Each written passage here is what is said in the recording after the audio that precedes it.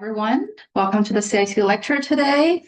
Today we have Olivier Parent, who is a PhD candidate in neuroscience, supervised by Dr. Mallar Chakravarty and Mahsa Dadar. He's going to talk about insights that we can uncover with population scale datasets and ODE or an ODE. I thought it was ordinary equation, whatever. An ode to UK Biobank.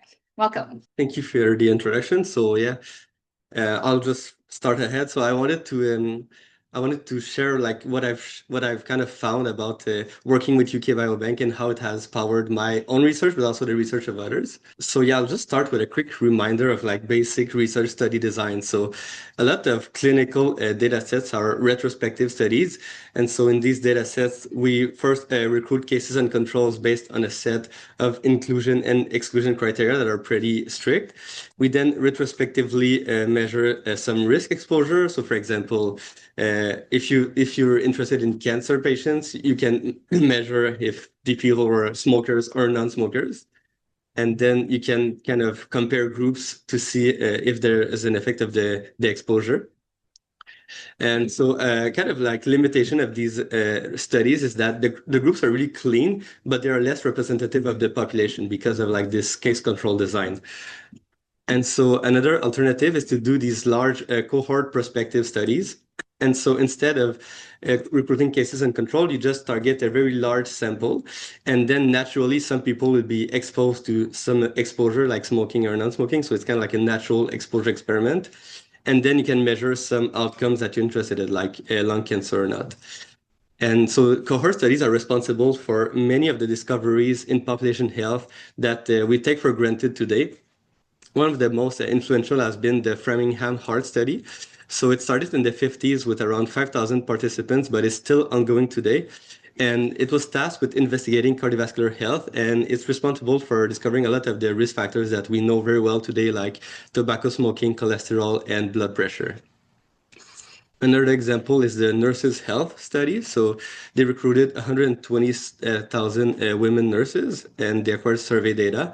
And this is responsible for findings in women's health, like postmenopausal hormone therapy as protective of cardiovascular disease, and oral contraceptives as protective of ovarian cancer.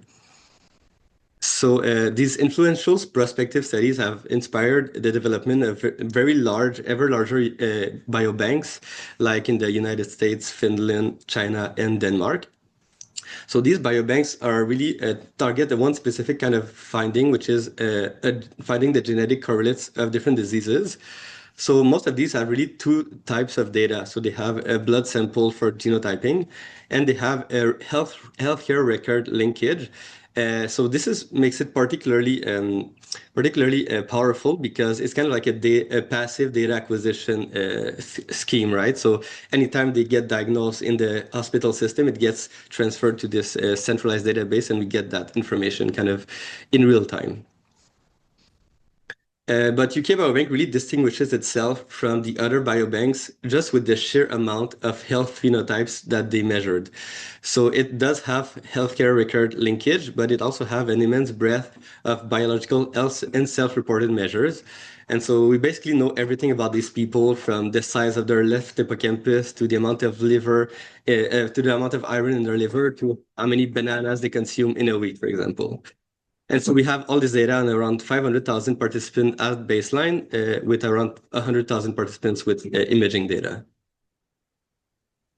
So here I wanted to see how we can use the UK Biobank dataset to answer questions that were previously beyond our reach. So not just read it like any other old dataset, but really how can we maximize the insights that we can uncover. So I'll focus on these three different types of research questions that are particularly well suited for UK Biobank. So starting with comorbidities and differential diagnosis. So like I said a bit before, usually you have like these really clean cases and control groups, but the reality, as we know, is much more complicated. So people will have different diseases and different medical histories, and using these kind of healthcare record linkage, we can have the whole medical history of people. And so this is particularly useful when we want to do differential diagnosis, but also compare prevalent versus incident cases, which will allow us to kind of predict if people have diseases using data that was acquired before. There's also some limitation, however, of hospital-linked diagnoses. So sometimes some diagnosis categories are a bit messy. Like in the UK Biobank, most people with dementia are diagnosed with unspecified dementia, which is less nice for us researchers, but also kind of represents the reality of the clinical work. It also has a lack of disease-specific biomarkers, so they don't have amyloid or tau, for example, for Alzheimer's or multiple sclerosis status. So sometimes it's kind of important to validate these findings in more disease-specific cohorts. Another type of research question is the development of normative references. So these kind of growth charts, for example, in children, where we kind of compare the height and weight of children across normative references. So UK Biobank is really well suited to construct these normative growth curves, normative references. So they have a few advantages. So just with the sheer amount of data, we can fit really more complex nonlinear curves on data that is somewhat representative of the population we're interested in. And it also has a harmonized data acquisition, so that makes it really easy this kind of limits noise. But there's some important limitations as well. So there's a small sampling bias in UK Biobank. So the sample in general is a bit healthier and wealthier than the UK population. And it also has a lack of diversity. So around 95% of the sample is white. But I think we can still look at ethnic minorities in some sometimes creative ways that I'll talk about a bit later. The last theme is investigating social cultural determinants of health. So these are things like education access, healthcare access, socioeconomic status, and also like social support. And so UK Biobank is especially well suited for these because it has really rich data on both social exposures and health outcomes. And so with these, we can, with this data set, we can look at either many-to-one associations where we test how many outcomes lead to how many exposures lead to one outcome. So for example, looking at modifiable risk factors leading to dementia. Or we can test one-to-many associations where we test how one exposure is associated with many outcomes. So for example, looking at the health correlates of depression. So for the rest of the presentation, I'll give examples of research made with UK Biobank on these three themes. And so I'll first start with examples from other groups, kind of showcasing how other groups have used UK Biobank in creative ways. And then I'll also showcase my own work. And I'll also take the time to answer questions at the end of each section. So if you have a question, just keep it in mind. It won't be too long till there's a time for questions. So starting with comorbidities and differential diagnosis. So I wanted to showcase this study that I found really interesting. It was focused on proteomics and blood-based proteomics, and acquired combined data from UK Biobank, but also from other data sets. But what I found cool about this is that they made the algorithms to classify diseases, which is something we do often. But they had three different types of control groups. So either a really healthy control groups with no diseases, which would be kind of like the classical control group with a bunch of exclusion criteria. But they also had like less clean control groups with, for example, including people with either all other diseases or people with diseases that are just outside the class. And so I think this is like a more realistic way to test or like disease classification algorithms for maybe better clinical translation. So this brings me to my own work, which was on white matter hyperintensities, which are these white spots in the MRI figure here. And so these are really often detected in the brain MRIs of elderly people. And while they're most often interpreted as markers of cerebrovascular dysfunction, there's more and more evidence suggesting that a subset of these may be caused by Alzheimer's disease and not by a cerebrovascular dysfunction.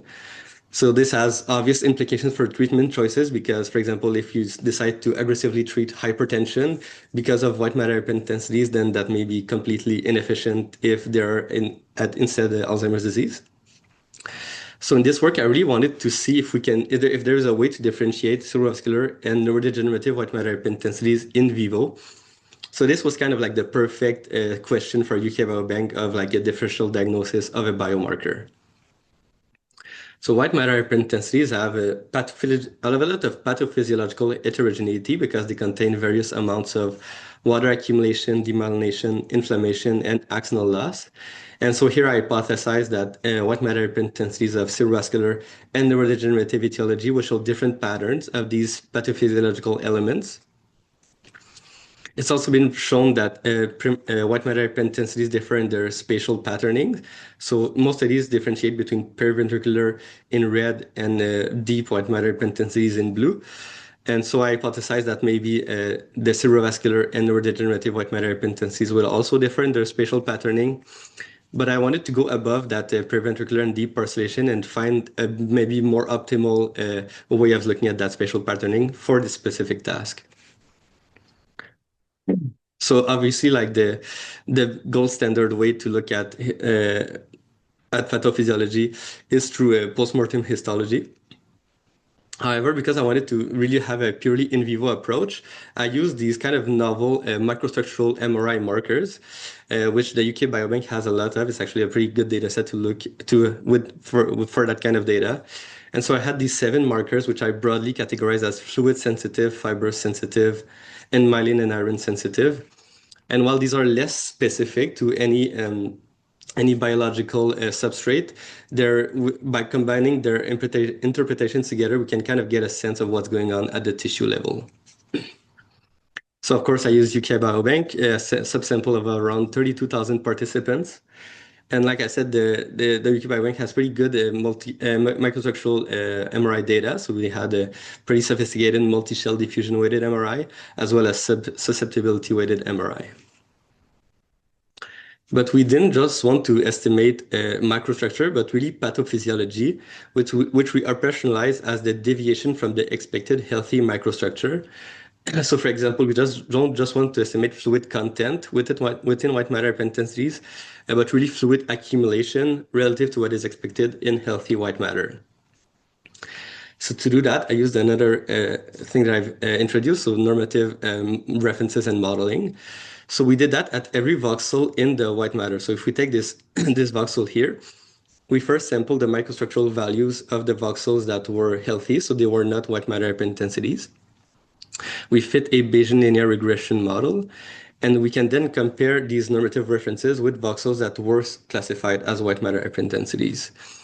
And so we do that for every voxel in the white matter, as well as each of our 7 metrics. And so with those, we can calculate these high-resolution pathophysiological estimates. So if we take, for example, this 73-year-old female, here we see the microstructural values within white matter hyperintensities. But from that, we can generate maps of what the healthy white matter should look like for a 73-year-old female.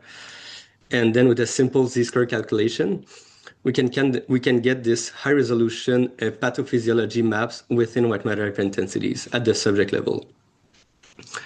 So the first thing I did with this very rich data set was to investigate if there was spatial regions of pathophysiologically similar white matter hyperintensities in a completely data-driven way. So first, I calculated between subject averages of the individual white matter hyperintensity pathophysiology maps. And then I used these maps as inputs to a spectral clustering algorithm. So the first cluster was immediately periventricular and showed low abnormality on most metrics, so it's a bit less interesting.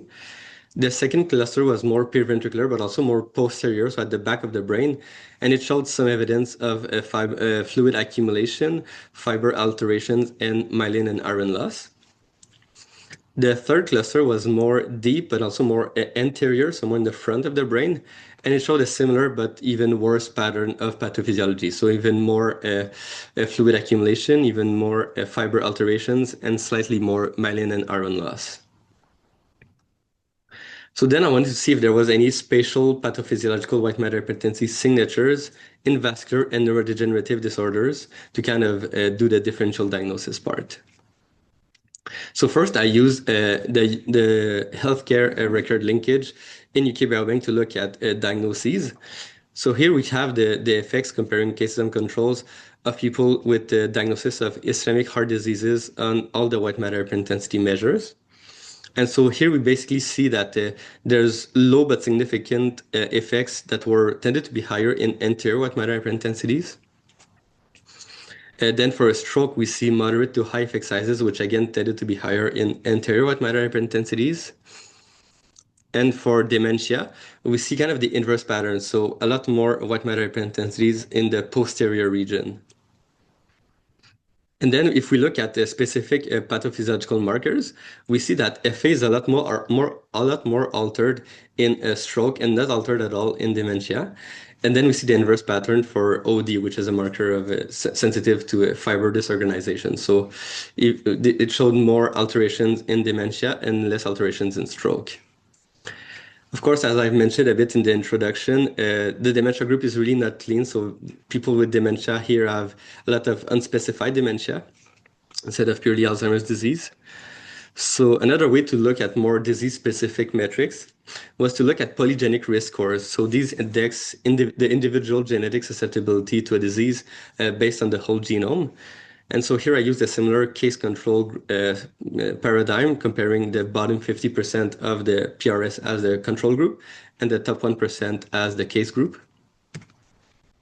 And so I really redid the analysis, which really confirmed all our previous findings. So more anterior white matter hyperintensities in cerebrovascular diseases and more posterior white matter hyperintensities in people at high genetic risk of Alzheimer's disease. And we really reproduce also the FA and OD kind of differential effects between stroke and Alzheimer's. I also did a last replication in ADNI, which really confirmed our finding of more posterior white matter hyperintensities in Alzheimer's. Lastly, for the last analysis, I wanted to look at associations with gray matter Alzheimer's pathology. So to do that, we calculated with a high-resolution tractogram derived from diffusion MRI, the kind of how many gray matter regions each white matter hyperintensity cluster connected. So we calculated these gray matter connectivity profiles, where we saw that posterior white matter hyperintensities connected more inferior temporal regions, while anterior white matter hyperintensities connected more frontal regions. We then use the PREVENT-80 data set to calculate average distributions of amyloid and tau PET in people who don't have the Alzheimer's yet, but who are amyloid positive. And so this is kind of like the distribution of Alzheimer's pathology at early stages. And we find a really strong correlation between the spatial patterning of tau distributions and gray matter connectivity profile of posterior white matter hyperintensities. So kind of bringing all the results together, we hypothesized that we came up with this hypothesis for neurodegenerative white matter hyperintensities because our results really point to a link between tau pathology in these inferior temporal regions, degeneration of white matter fibers, and the appearance of flare hyperintensities, specifically in these posterior regions. It remains to be for future directions where the direction of this association, so with the causal mechanism, so is it a gray matter first process, white matter first, or a mix of both? I wanted also to showcase what specific elements of that research could not have been possible without UK Biobank. So UK Biobank really enabled me to do accurate normative modeling on normal appearing white matter at the voxel level because we just had so much data. Also allowed for a large coverage of these white matter hyperintensity averages that I presented before the clustering. So because white matter hyperintensity are so sparse at the subject level, we really need a lot of people to get a robust average at the voxel level. And as you saw, it really allowed me also to compare across diseases, both with the diagnosis data, but also with the genetic data. But of course, it was really important to validate these results that were first generated in UK Biobank in other disease-specific data sets like ANDI and PREVENT-80. So yeah, I'll now answer questions about white matter hyperintensities if you have any. That's something that we can't really prove in vivo, you know. I don't think it's something that my research really kind of addresses, but there's a lot of post-mortem literature that does show pretty convincingly that sometimes people do have white matter hypertendencies without any cerebrovascular pathology. And while there may be like a more there may be some vascular aspect, we can't like completely rule that out. But I think there's more evidence showing that, like, for example, in Down syndrome, that people with Down syndrome have a lot more Alzheimer's, and they also have a lot more of these really specific posterior white matter hypertendencies. And you wouldn't expect people with Down syndrome to have a really particularly different, risk factor profile for cerebrovascular disease. And so there's a lot of these kind of converging lines of evidence showing that it's probably not the whole story. Thanks. Any other questions? All right. Yeah, you've probably seen this this part a few times. All right, so I'll start now with the normative references theme of the presentation. So I wanted to showcase this really cool project or paper by Yi Tian. And so what they did is they calculated organ-specific biological clocks. So kind of like a similar way of like brain age or biological age paradigms, but with really leveraging the whole body data that we have access in UK Biobank.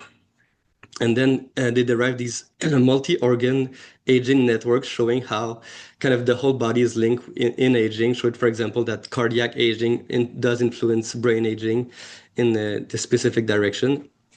And they also calculated brain and organ age in different chronic diseases, really showing that diseases really affect the whole body. So kind of looking at the more holistic view of each disease, which was really cool.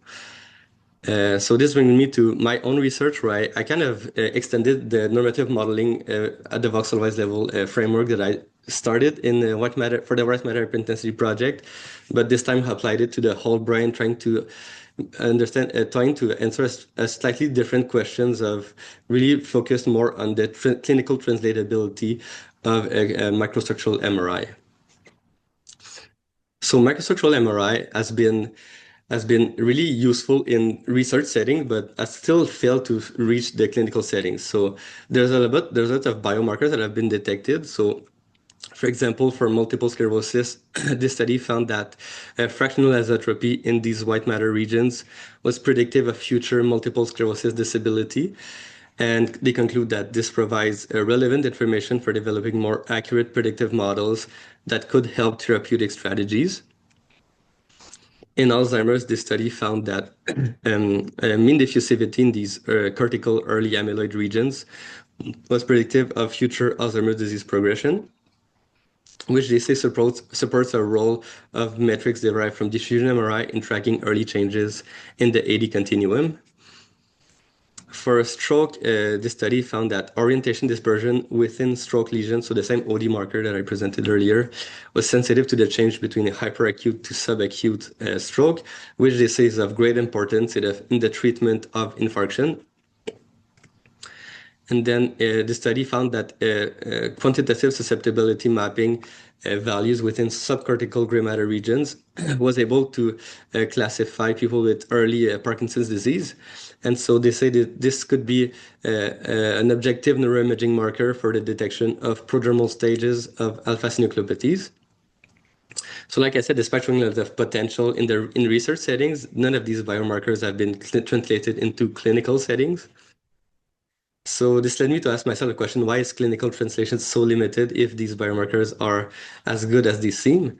And so I think one roadblock is how we visually present raw microstructural maps.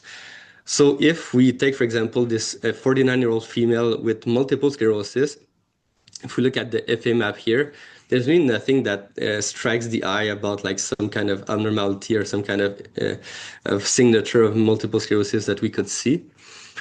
If we compare with a 49-year-old female, a healthy 49-year-old female, we can kind of see maybe some slightly lower FA values in the person with multiple sclerosis, but this is really not obvious.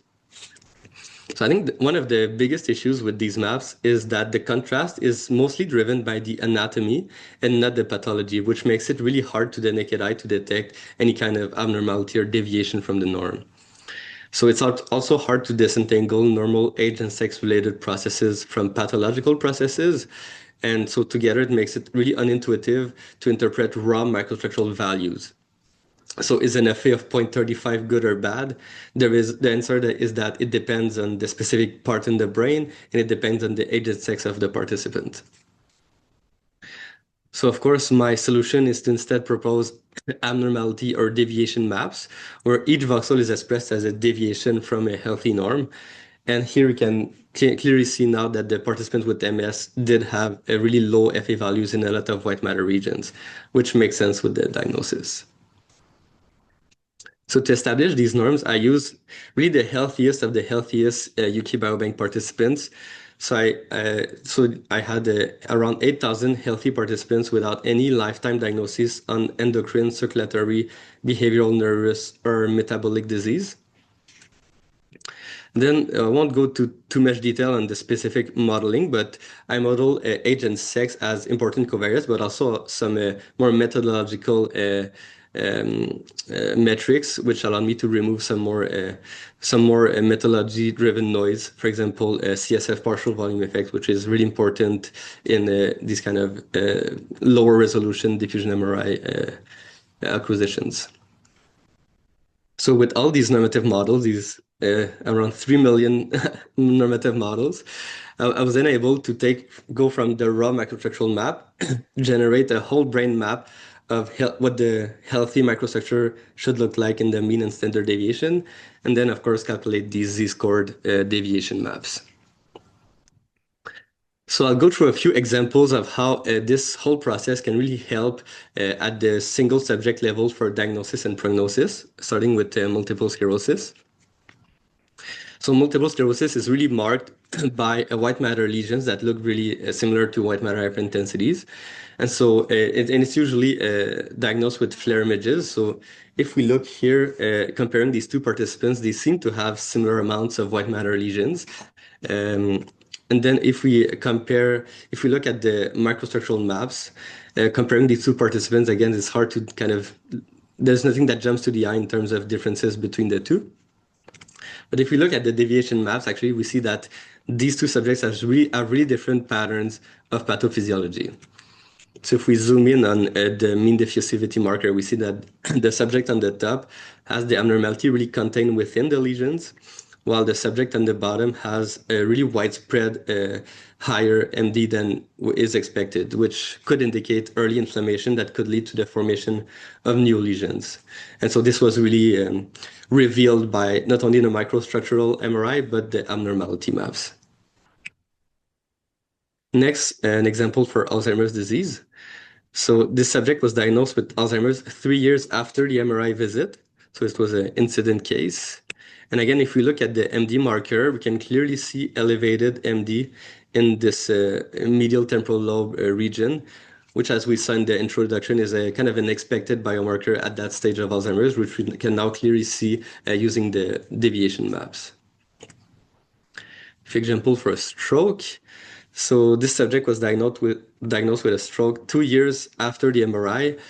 And again, looking at the FLAIR, we can't really see anything that comes out of the ordinary. But looking at the abnormality maps, we can see a really elevated MD and low ICVF in subcortical regions, which could indicate kind of insidious cerebrovascular pathology. This other subject was diagnosed with a stroke 6 years after the MRI. And similarly, it didn't have that many white matter hyperintensities, but it showed really widespread white matter pathology in the MD and ICVF markers. Lastly, for Parkinson's disease, this subject was diagnosed with Parkinson's disease 2 years after the MRI visit. And this time we'll look at the T2-SAR and QSM markers, because here we really found a low T2-SAR and high QSM, kind of indicating iron accumulation, which we know is a hallmark of Parkinson's disease, which is now clearly visible at the single subject level with our technique. So I think these deviation maps have a lot of potential for clinical translatability. And most importantly, one big advantage is that the most salient spatial feature now becomes the pathology instead of the anatomy. So it really makes it clear at the first glance what's going on in people's brains. It also helps disentangle pathological and normal aging processes. And importantly, all images are in the same scale. So when you have all these markers together, you can kind of see a more holistic view of what's happening in the brain more easily. A few limitations, though, of course, the deviation maps are only going to be ever as good and as biologically meaningful as the raw measures themselves. So you kind of need to understand what these measures represent in order to interpret the deviation maps. There's also a few added sources of noise from the normative modeling and the added registration and segmentation image processing steps. But I think these are pretty well mitigated in our implementation. And lastly, but very importantly, before fully be able to translate this technology to the clinic, we'll need to handle site effects. So how can we transfer these models to unseen sites? But I think this is a really active area of research in the field, and it's basically a solvable problem, probably. So this research, again, was really enabled by UK Biobank because it allowed me to fit more of these complex curves, not only with age, but with other covariates in an accurate way. It also allowed detection of single subject pathology before they are diagnosed, really leveraging the healthcare link diagnoses. And then lastly, and I think importantly, it allowed me to not only develop a novel technology within UK Biobank, but test its application across many different disorders.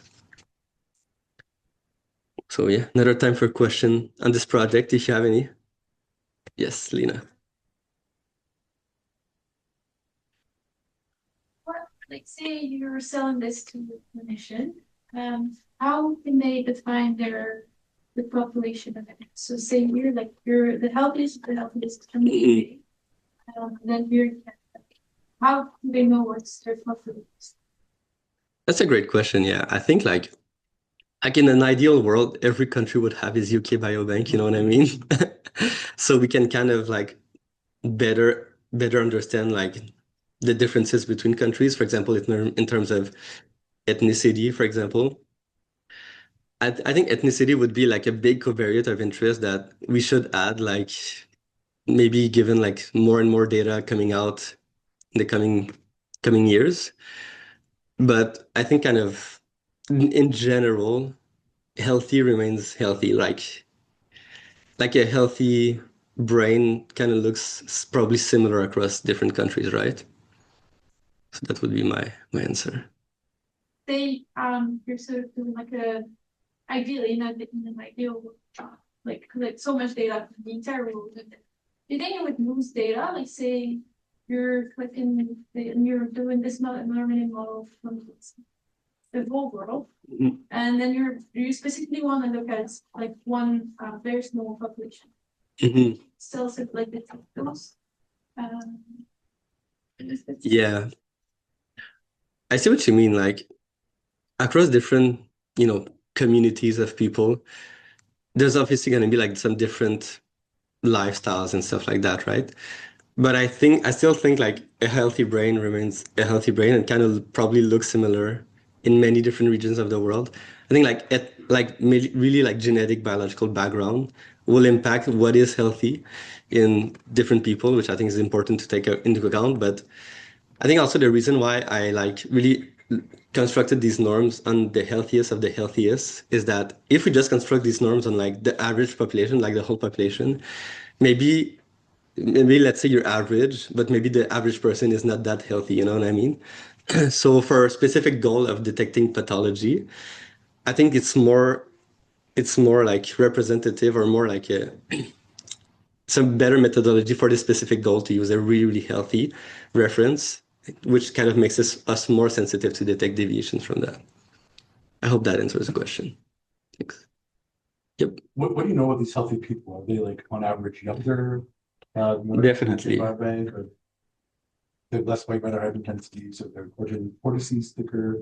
It's interesting. I never really like delved that deep into the comparing these two different like healthy versus non-healthy.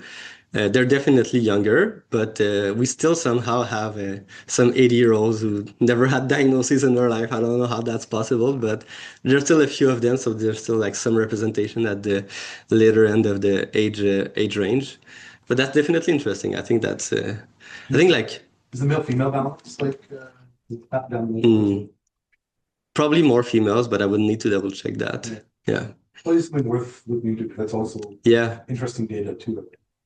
Yeah, definitely. Yeah. No, for sure. Yeah. Because I think like what right now, like it may be like a slightly simplistic way of looking at health, like if you just had a diagnosis or not.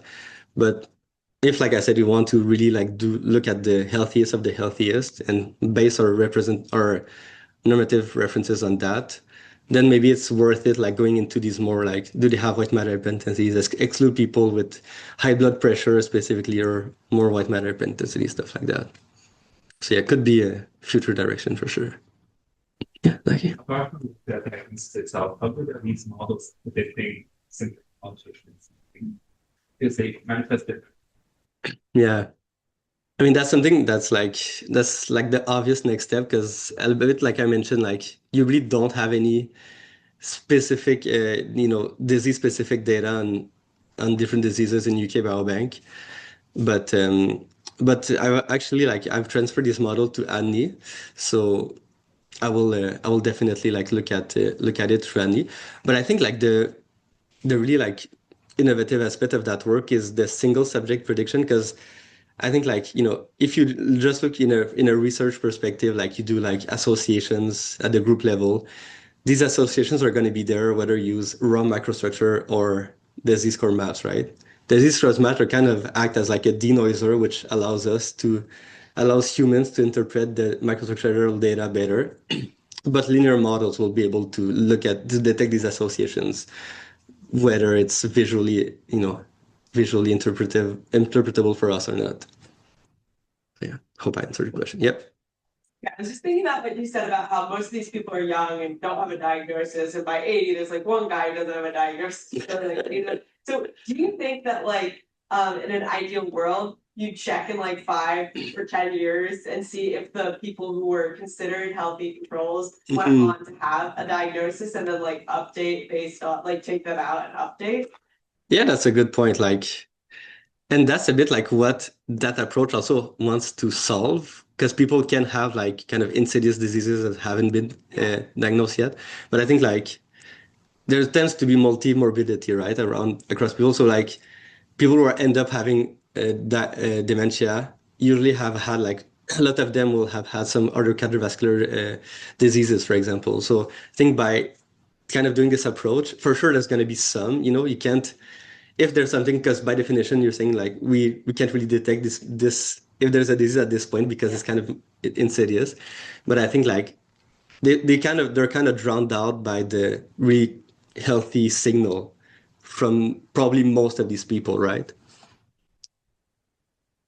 Yeah, I guess the diagnosis may in some of these cases be kind of like kind of come late before a lot of because yes, it's insidious, but the diagnosis is also kind of a more severe endpoint. Yeah. That's why you're trying to develop biomarker. Yeah. I was also curious if you think in theory, how often normative models would, if and how often they'd have to be updated. Like, do you think your normative models of the population that were scanned now are still relevant in like 50 years or 100 years? And do you think it would be necessary to update them? Probably, yeah. Like, let's hope the population gets healthier in 50 years so we can better get this healthier, representative sample. But I think at this point, it's kind of like a scaling thing, right?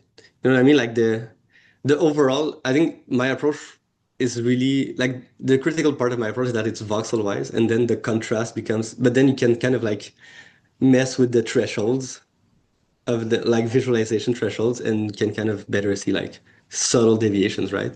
And so I think is there like a huge difference in interpretability if one voxel goes from 3.2 to 2.8, for example?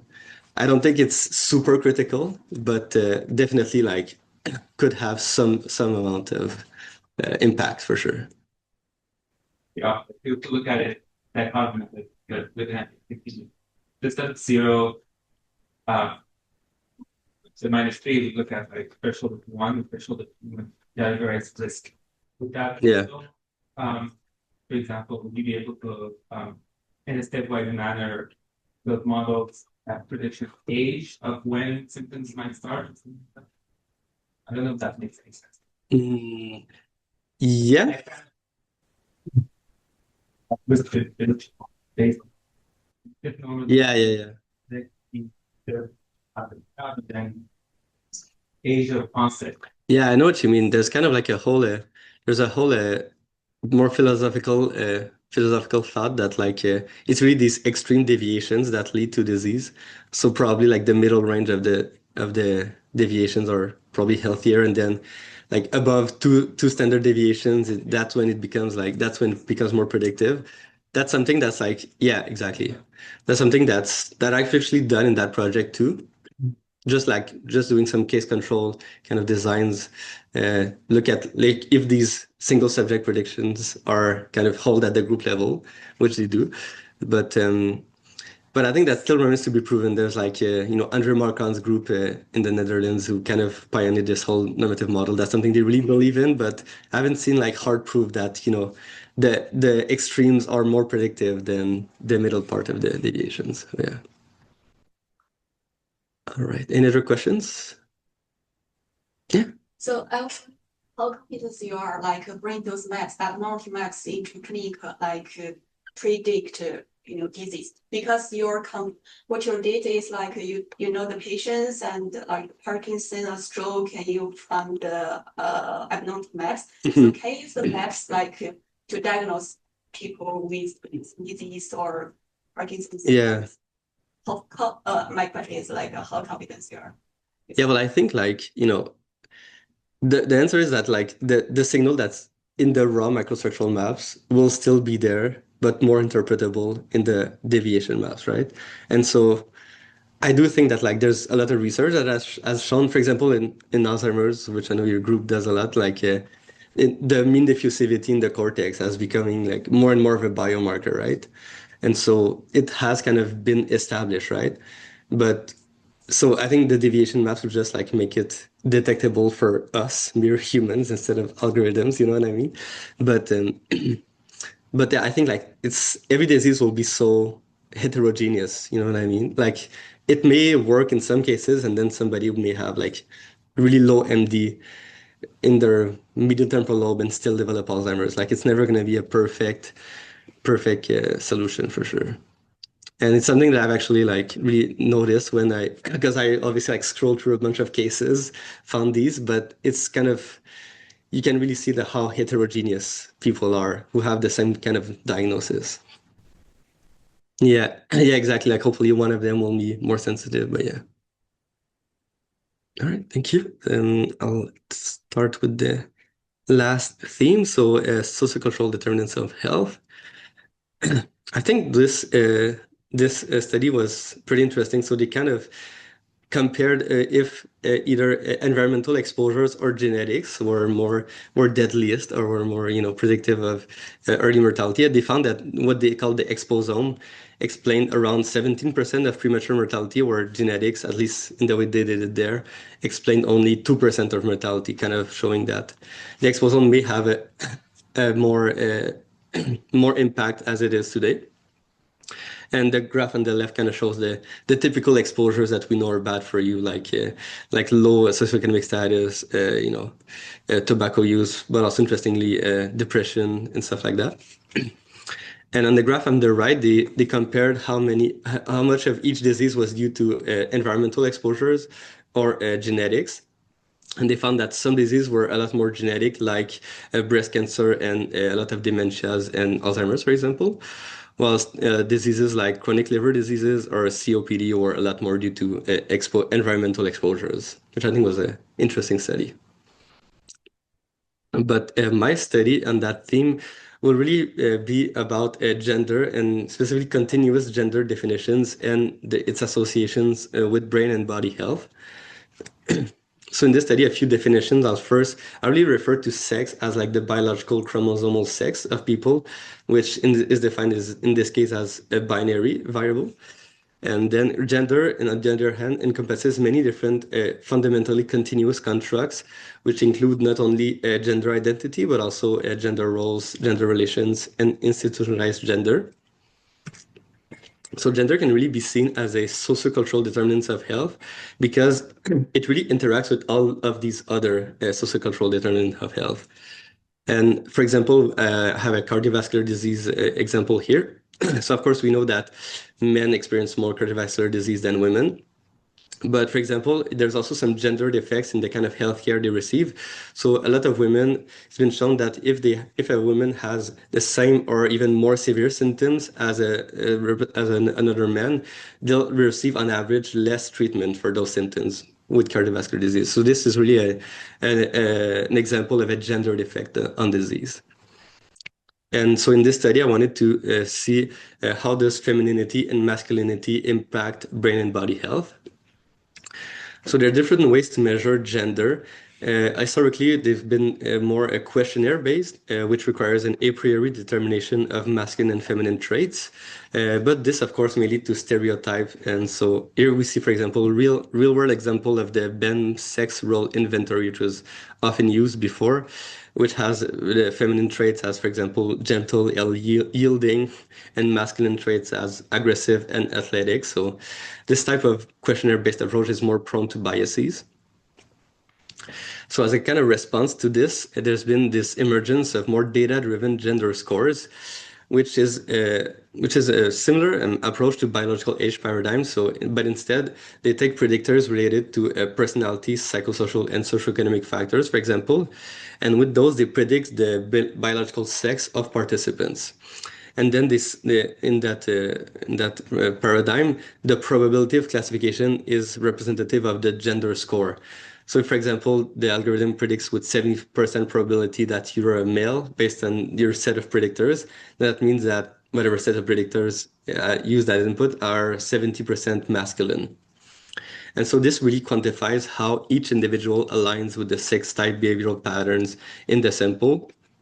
But importantly, cannot measure a gender identity because, of course, this is only available through self-report.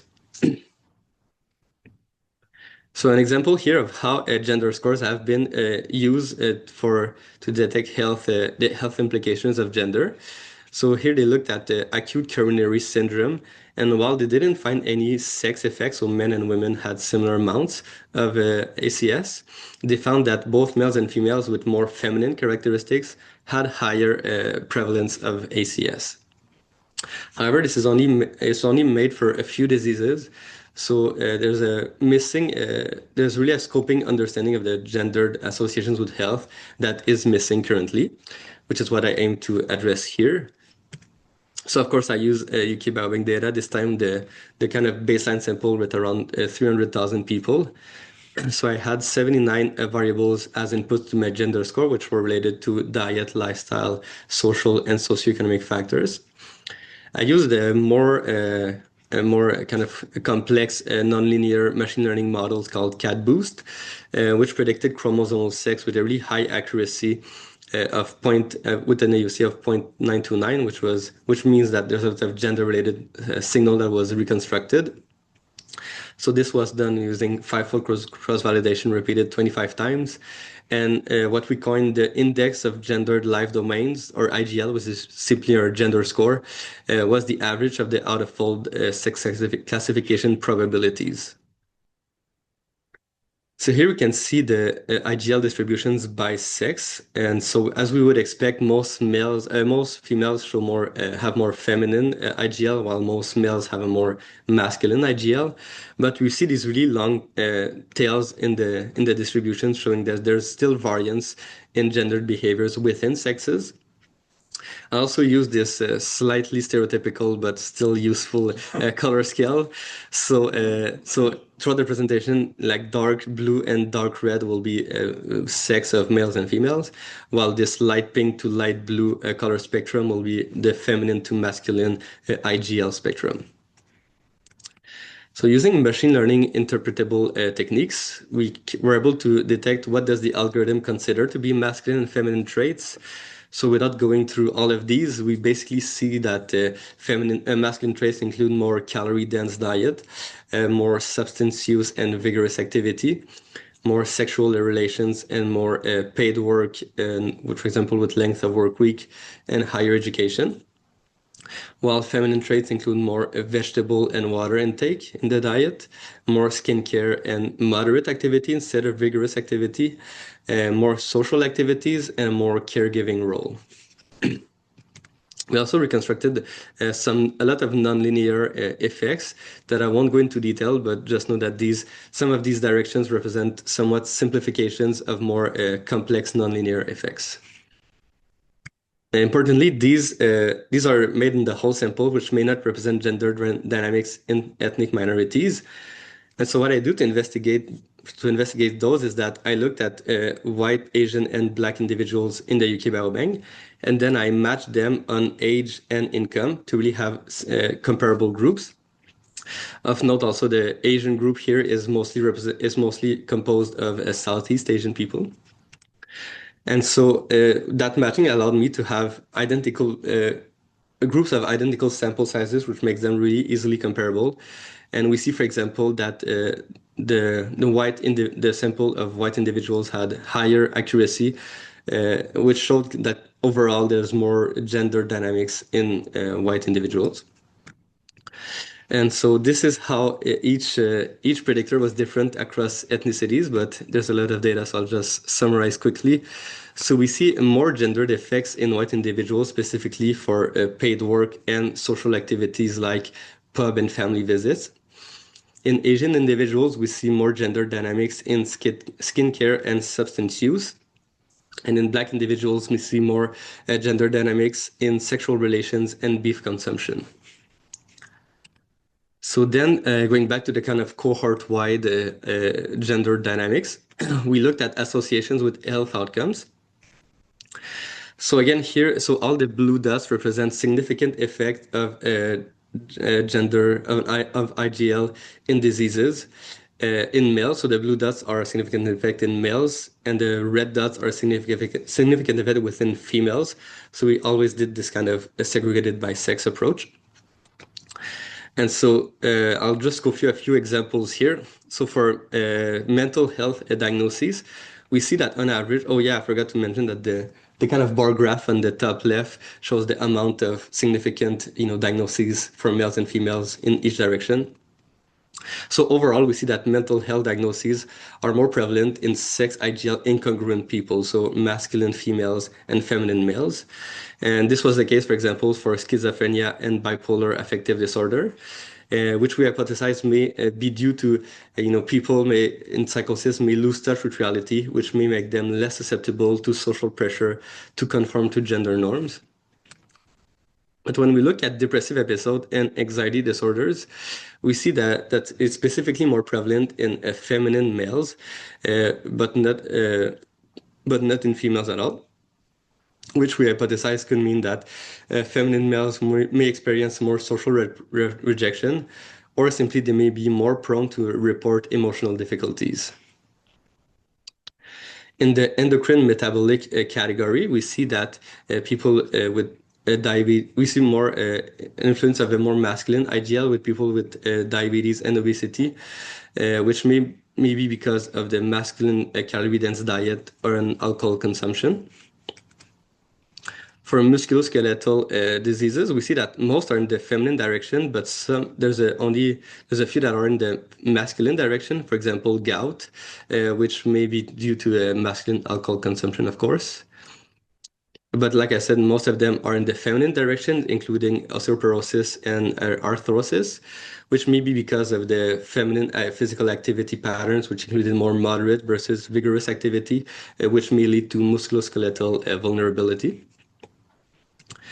So let's see if I have time. Well, I don't have enough time. But so yeah, these associations were calculated in the cohort-wide IGL, which obviously, like I said, underrepresent ethnic minorities. So to investigate how gender dynamics within each ethnicity impacts the kind of risk profile for diseases, I took the models that were trained on specific ethnicities and then I applied them to the whole cohort. So this allows me to keep the same statistical power, but isolate gender dynamics in specific ethnicities as opposed to biological ethnicity. So I rerun these models. And so, for example, here for the Asian IGL health associations, we see really a striking effect that most diseases are a lot more prevalent in the masculine direction within the Asian AGL versus the cohort-wide IGL, which may be driven by the particularly gendered substance use in Asian individuals. And in Black gender dynamics, we see like a similar pattern, but a bit less clear than the Asian IGL. So we see worse medical outcomes with masculine IGL only for some categories like circulatory and respiratory diagnoses, which may be due, just speculating here, to the beef consumption, which was more gendered and more masculine in Black individuals. So a few take-home messages. We calculated gender in a data-driven spectrum, which really highlighted gender as a measurable and consequential aspect of health that is distinct from sex. And also important to note that it represents the gender dynamics of a specific sociocultural context, which is the early 2000s UK, which may not be generalizable, nor should it be. And this framework allowed us to uncover the brain and body health implications of gendered life domains, which critically improves our understanding of how gendered sociocultural dynamics shape disease risk. So this project was, I think, particularly enabled by UK Biobank just because of the sheer amount of data I had. So UK Biobank really enabled high accuracy reconstruction of nonlinear data-driven gender dynamics, which was really novel in the field of gender scores. It allowed me to do one-to-many exposure outcome associations. And it also allowed me to have a really good statistical power to detect small effects, which still may have important ramifications at the population level, especially for an exposure like gender, which everybody experiences. So yeah, I hope I've convinced you that UK Biobank is a pretty cool data set. But I really think that we've only extracted, there's a lot of new insights that can be extracted from UK Biobank. We've only touched the surface. So I hope that maybe I inspired some new project ideas for you today. Thank you. Any gender questions? So your class group does like a really good job, right? Like 0.98, Yeah. median, but in the distributions of gender scores are like super skewed, right? Mm-hmm. So I'm wondering if that's a good thing, right? And I wonder what would happen if like class 5 did like a worse job and you had kind of more variability in gender score as a result, and whether that would impact at all your ability to detect health related. I mean, that's an interesting question. Like, I don't really know. And I feel like the highest accuracy you reach, that means that there's still gender-related signal in the data. And if you reach more accuracy, does mean that there was some left, right? That you left on the table. So like intuitively, it's like, if it's more accurate, it just represents that reality better. But I do think that's not necessarily, like, it doesn't serve the purpose of specifically finding associations as much necessarily, right? It's not by default. And that's actually something that I've seen in biological age or brain age, for example, where they find that sometimes the highest accuracy algorithm is less associated with diseases, So that still kind of remains up in the air. Yeah. It's like there's no more variability. Yeah. Like it starts like this. For sure, yeah. For example, at the beginning, at like early tests, we had like more biological metrics like height, weight, and BMI, and then the algorithm was just way too perfect. And it's like, okay, yeah, you kind of know who's a man and who's a woman. Yeah. Person bias. Yeah, totally. But I think like that's part of the signal. I think that's like that's just more the interpretation layer, but like I think there's for sure gendered signal in how people fill these questionnaires, right?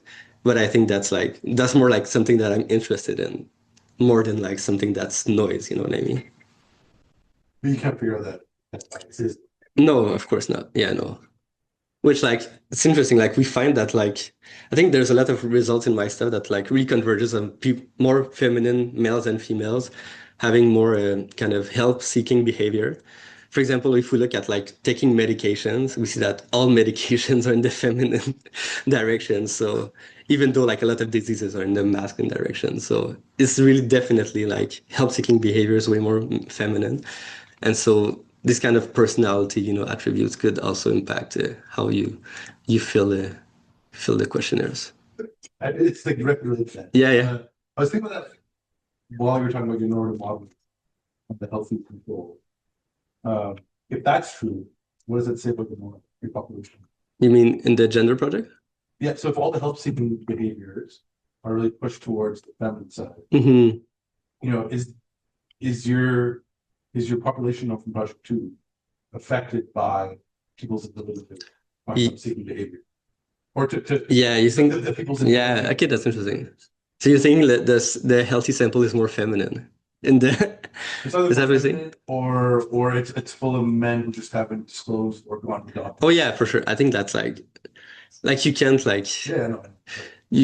that's what I kind of like my answer to your previous question, or maybe we could look at like other phenotypes like blood pressure, white matter density, volume, and just to kind of take the healthiest of the healthiest, looking at that data more, because yeah, right now it's like purely based on diagnosis, which of course like impacts, because yeah, I've seen like sometimes people have no diagnosis, and then you look at their brain and it's like, yeah, no, it's not the healthiest person for sure.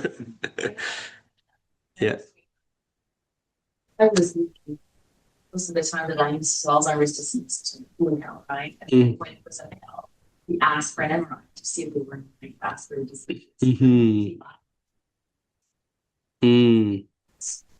Even when hit the diagnosis. Yeah. Yeah, it's like everyone in the healthcare system has those inherent biases, right? Which is really interesting. Mm-hmm. Yeah. Yeah, that's really interesting.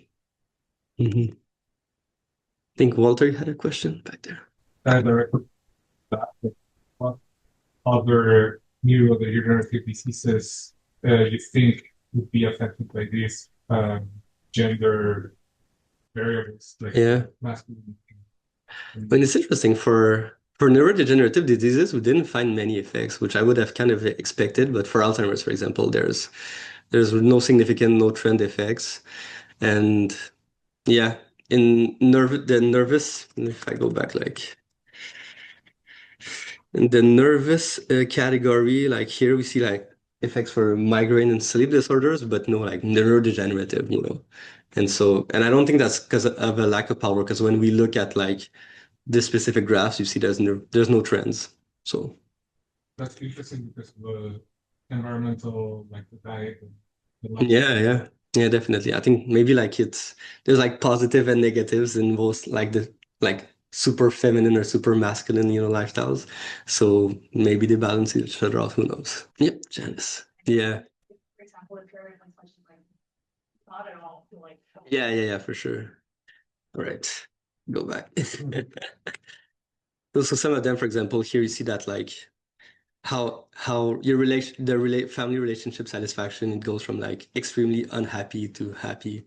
So a lot of them are on these Likert scales, especially in like they add these questionnaires. So yeah, that's most of it. Yeah.